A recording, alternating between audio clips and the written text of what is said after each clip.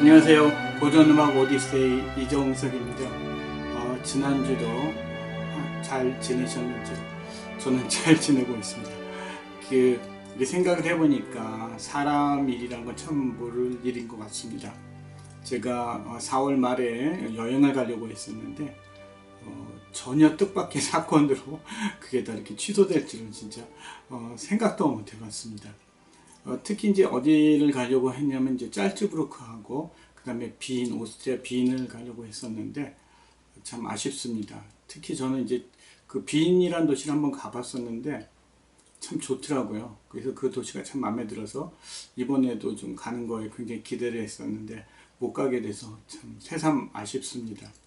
그 빈에 가서 이제 제가 느꼈던 거는 이제 뭐냐면 그 빈 사람들이었어요.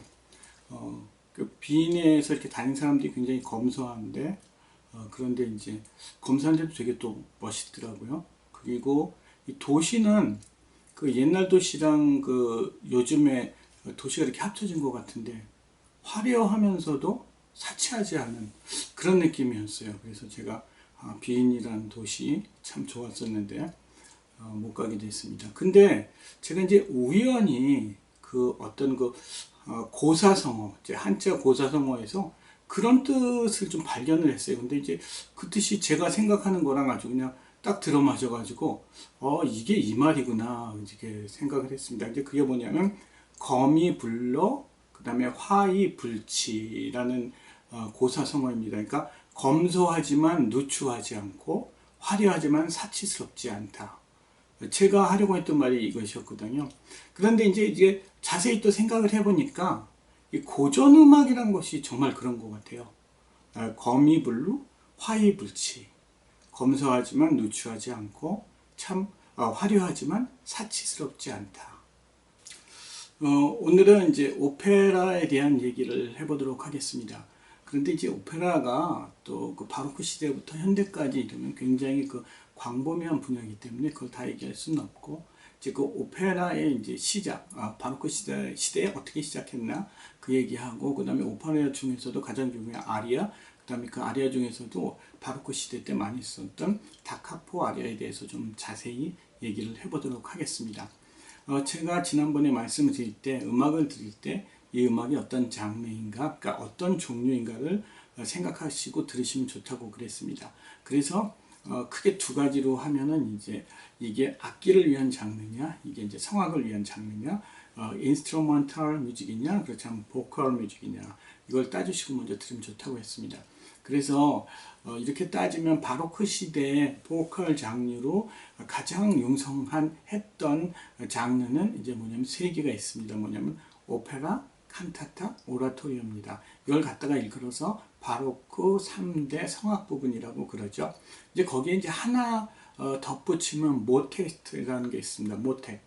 그 모텟은 합창 음악으로서 이제 대입법적인 음악입니다. 지난번에 화성법과 대입법은 설명을 좀 드렸죠. 그래서 이제 그 대입법적인 음악인데 이 장르는 바로크 시대 때 만들어진 건 아니고요. 르네상스부터 이제 전해 내려오던 장르예요. 그래서 이제 이게 바로크 시대를 거쳐서 고전 시대까지 가지만 사실 이 모테트는 그렇게까지 계속 쓰여지는 이제 장르는 아닙니다. 그래서 이제 가장 중요한 장르는 바로크 시대에도 역시 오페라, 칸타타, 오라토리오 이렇게 볼 수 있습니다. 오페라, 칸타타, 오라토리오는 만들어진 시기가 비슷합니다. 물론 이제 오라토리오가 조금 먼저 만들어지긴 했지만 비슷한 시기에 만들어지고, 그리고 17세기 후반 바로크 후반에 굉장히 이제 융성하던 이제 장르입니다.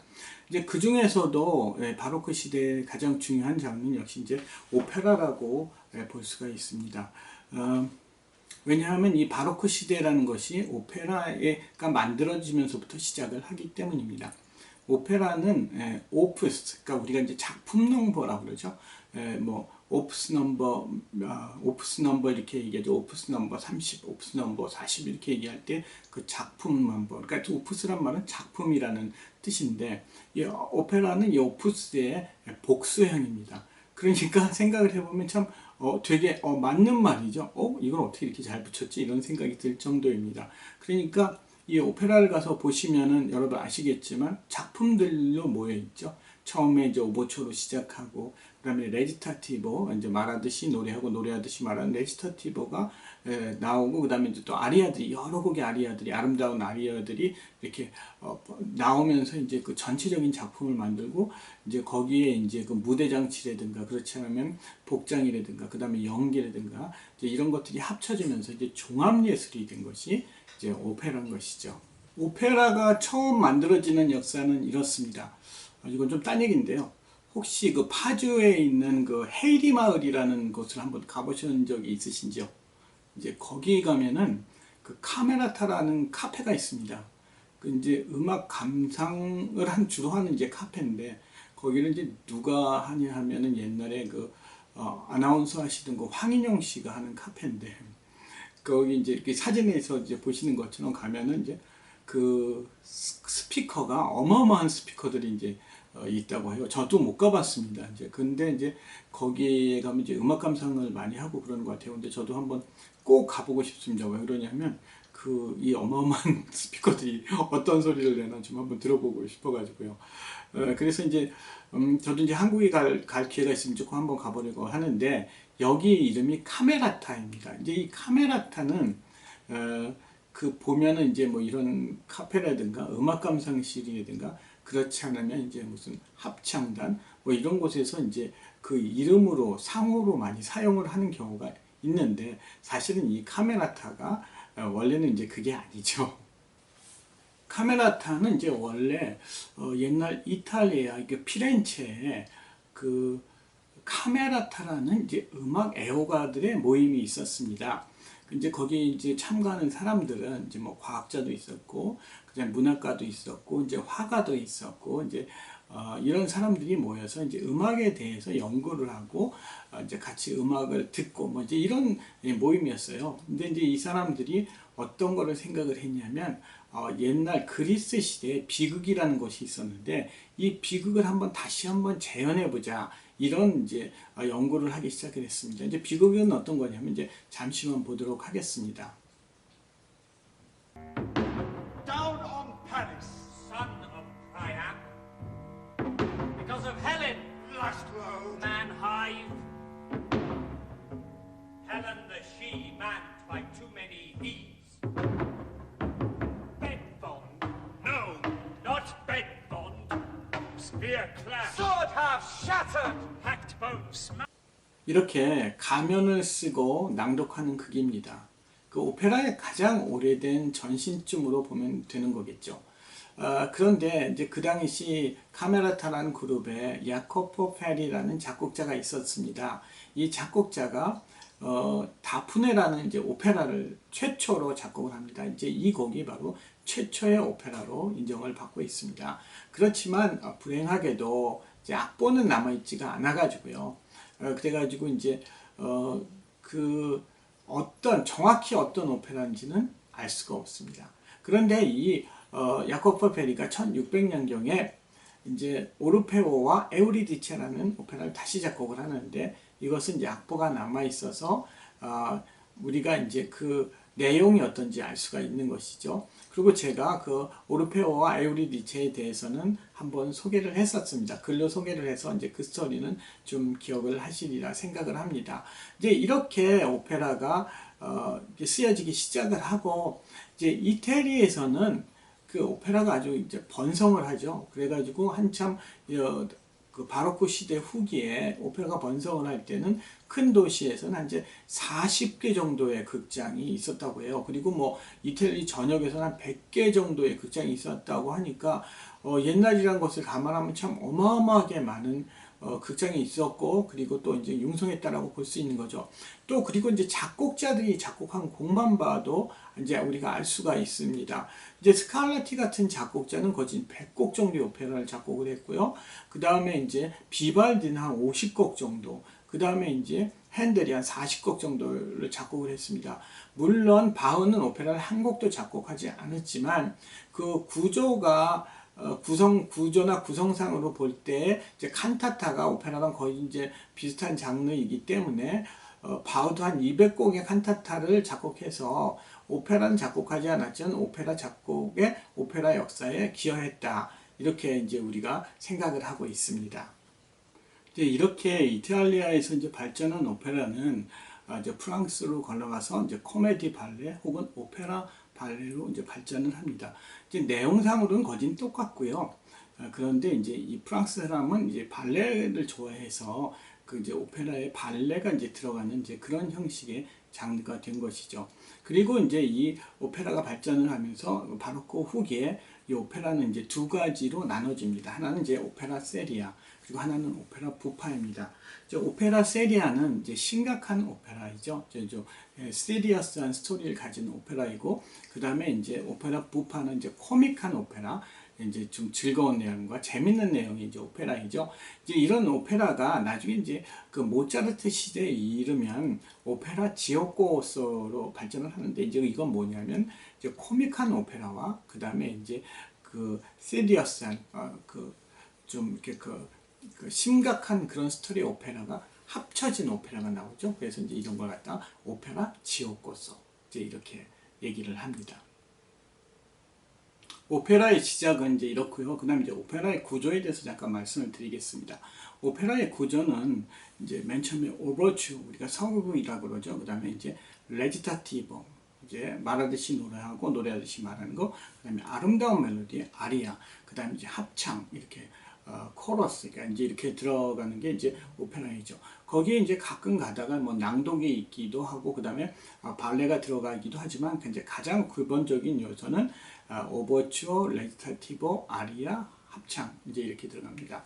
그런데 이제 오버추어는 아시는 것처럼 이제 서곡입니다. 서곡이라서 이제 오페라가 시작하기 전에 성악이 나오지 않고 오케스트라만 이제 연주하는 거를 이제 서곡이라고 하죠.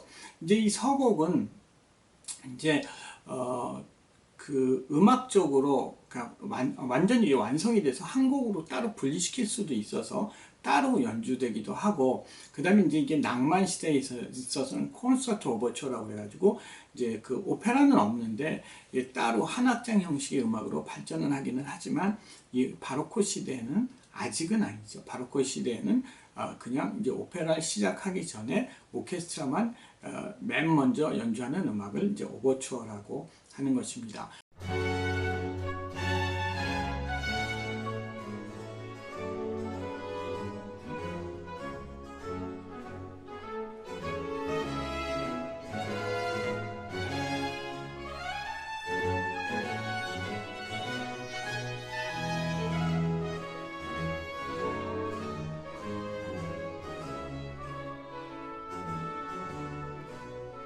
그 다음에 이제 레지타티보는 이제 이거는 이제 그 오페라의 스토리를 전개시키기 위해서, 전개해 나가기 위해서 이제 말하듯이 노래하고 노래하듯이 말하는 것이죠. Ah, siete voi? Scusate, cosa stato? Per cagion vostra io fui quasi accoppato. Ebben, non era questo un onore per te, signor Perdono. Via via, vien qua, che belle cose vi deggio dir. Ma cosa fate qui? Vien qua e lo saprai. 그 다음에 이제 가장 중요한 게 이제 아리아입니다. 이제 아리아는 이제 어떤 거냐면, 제가 항상 말씀드리듯이 그 바로크의 시작이 아리아서부터 시작한다 이렇게 말씀을 드렸는데, 왜 이제 바로크의 시작이 아리아서부터 시작을 한다, 오페라서부터 시작한다 이렇게 말씀을 드리냐 하면은 이제 바로크에서 가장 중요한 거는 이제 화성법이라는 게 이제 발전을 하기 시작을 하는 거거든요. 이 화성법이 발달하는 이유는 그거예요. 이제 오페라의 아리아 때문에 그렇습니다. 아리아가 이제 뭐냐면 그 아름다운 선율을 부르잖아요. 근데 그 아름다운 선율을 반주하는 거죠. 예. 그래가지고 이제 여러 가지 선율이 나오는 게 아니라 하나의 선율을 다른 파트들은 반주하는 이제 이런 스타일이 화성법적 스타일이라고 말씀을 드렸죠. 그래서 이제 이 오페라의 아리아 때문에 이 화성법적 스타일이 발전을 하는 것이죠. 그 다음에 이제 합창이 들어가는데, 이 합창은 뭐 때로는 안 들어가고, 그리고 이제 그 오페라에서 합창은 그렇게 큰 비중은 없다고 보시면 됩니다. 그래서 이렇게 오버추어, 레지타티보, 아리아, 합창 이런 것들이 들어가고 이제 이게 음악적인 요소들이죠. 이 음악적인 요소에 이제 연극적인 요소가 들어갑니다. 이제 무대 장치라든가 그렇지 않으면은 이제 그 복장이라든가 그렇지 않 그러고 이제 오페라 가수들은 연기를 해야 되고 그래서 이제 이 종합적으로 이 모든 것들을 다 합쳐서 이제 뭐를 하냐면 하나의 스토리를 만들어가는 것이죠. 하나의 스토리.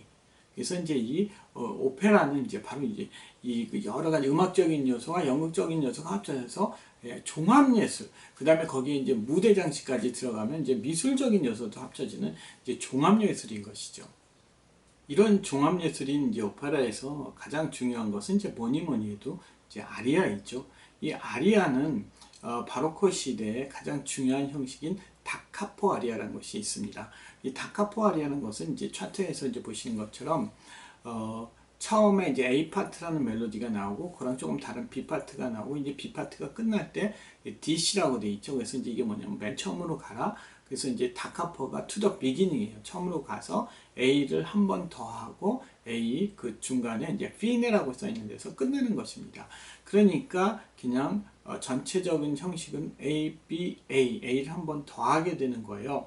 그런데 항상 말씀드리듯이 이 음악은 반복이죠. 그래서 A, B, A에서 이제 A라는 것을 한 번 더 반복하고 끝나는데 A가 다시 돌아왔을 때 그냥 반복하는 것이 아니라 여기다 이제 좀 장식을 좀 붙인다든가 그렇지 않으면 여기를 이제 조금 약간 변주, 그러니까 더 아름답게 만들어서 이제 두 번째 할 때는 좀 다르게 연주하죠. 이제 이런 걸 갖다가 이제 뭐라고 그러냐면 ornamentation, 지난번엔 improvisation 이렇게 설명을 드렸었습니다. 자, 그럼 이제 그 다카포 아리아를 한번 이제 들어보면서 어떤 형식인가 좀 알아보도록 하겠습니다. 우리가 이제 좀 많이 들었던 그 핸델의 울게 하소서를 이제 들어보겠습니다. 처음에 이제 A 파트예요. A 파트는 처음에 이렇게 한번 들어보시면은 좀 약간 리듬적이고 약간 이렇게 비장감이 드는 이제 그런 멜로디가 이제 나오죠. 한번 들어보십시오.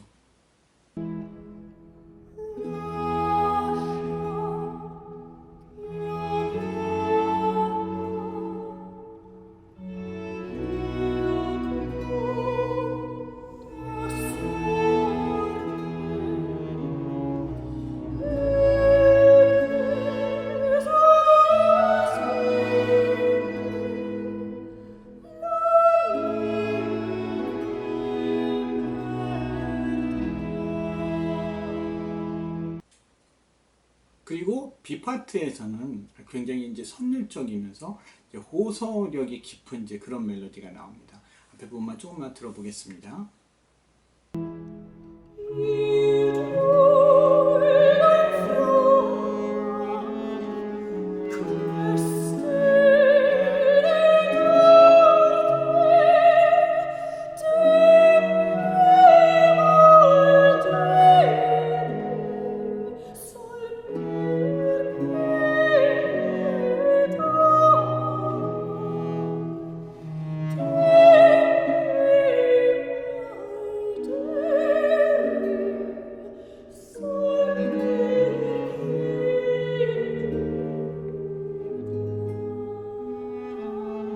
그리고 이제 이 B 파트의 끝에서 다카포에서 다시 처음에 A 파트가 다시 나옵니다.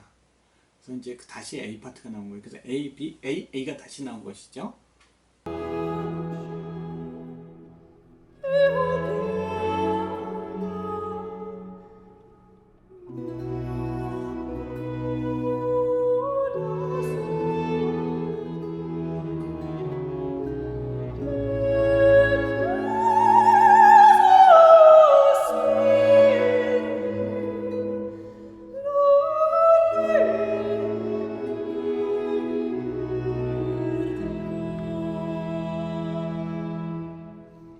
이 두 개의 A 파트를 비교해서 한번 들어볼까요?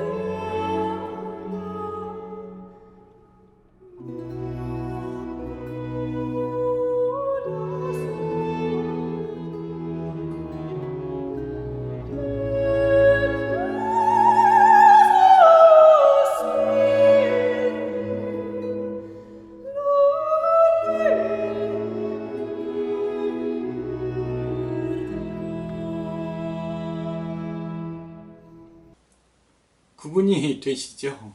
예. 그 화면 위쪽 왼쪽에 보면은 이제 그 곡의 이름이 나오고 이렇게 느낌표 표시가 있습니다. 거기를 누르시면 전체 음악을 다 들으실 수가 있으니까 이제 전체 음악을 한번 다 들어보시기 바랍니다. 그리고 이제 또 한 곡을 추천드리고 싶습니다. 이제 이 곡은 이제 비발디의 눌라 인 문도 팍스 신체라라는 곡입니다. 진정한 평화는 하늘에만 있습니다. 라는 이제 곡인데 이것도 이제 대표적인 이제 다카포 아리아니까요. 한번 들으시면서 전체를 이제 쭉 들으시면서 아, 다카포 아리아를 내가 좀 이해하나 이제 한번 들어보시면 좋을 것 같아요. 역시 왼쪽 위에 이제 느낌표 지금 이제 나오고 있는데 그걸 그냥 누르시고 가서 들으시고 다시 다시 돌아오시면 됩니다. 바로크 시대의 이제 3대 성악 장르를 아까 이제 오페라, 칸타타, 오라토리아라고 이제 말씀을 드렸습니다. 사실 이 세 장르는 구성은 똑같습니다. 그러니까 다 이제 오버추어, 음악적인 구성은 똑같아요. 오버추어, 레지타티보, 아리아 합창입니다.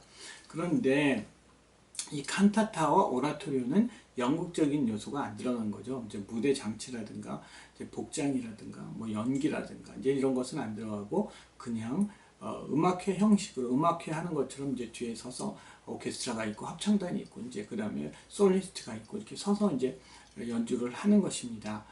그런데 이 칸타타와 오라토리오가 조금 이제 다른 점은 칸타타는 이제 주로 그 세속적인 내용이 이제 많다고 합니다. 그리고 그 규모가 작아요. 그래서 이제 칸타타들은 주로 한 평균 한 30분적인 곡들이 많고 오라토리오는 좀 규모가 큽니다. 그래서 이제 오라토리오 같은 경우는 굉장히 긴 시간, 우리가 아는 것처럼 메사야 같은 경우에는 이제 2시간이 넘어가는 이제 그런 곡들이 이제 그 오라토리오는 좀 길죠. 그래서 이제 오라토리오는 좀 규모가 크고 칸타타는 좀 작고 이제 칸타타는 세속적인 곡이 많고 오라토리오는 이제 성경적인 곡이 많습니다. 그렇지만 이제 바흐는 이제 교회 칸타타를 많이 썼습니다. 그래서 이제 교회 칸타타는 역시 이제 교회 음악으로 나오기 때문에 그래서 이제 이런 거는 이제 교회 칸타타로 이제 또 분류되기도 합니다. 오늘은 이제 바로크 음악에 대해서 말씀을 드렸습니다. 특히 이제 오페라에 대해서 이제 말씀을 드렸는데요. 제가 마지막으로 또 이제 추천을 해 드릴 곡이 하나 있습니다. 이제 그 곡은 뭐냐면 이제 바흐가 작곡한 이제 커피 칸타타라는 곡입니다. 이 곡은 칸타타입니다. 물론 그렇지만 이 곡은 굉장히 이제 오페라적인 요소가 많습니다. 그래서 이제 오버초도 있고요, 레지타티보도 있고, 그다음 이제 아리아도 있고 그렇습니다. 그리고 이 곡 자체가 그 오페라적인 요소가 많아서 그 바흐는 그 오페라를 한 곡도 안 썼지만 이제 오페라에 굉장히 많은 지대한 영향을 미쳤다고 하는데 이제 그게 왜 그러냐면 바흐가 작곡한 오페라 칸타타들이 이제 오페라적인 요소가 굉장히 많았기 때문입니다.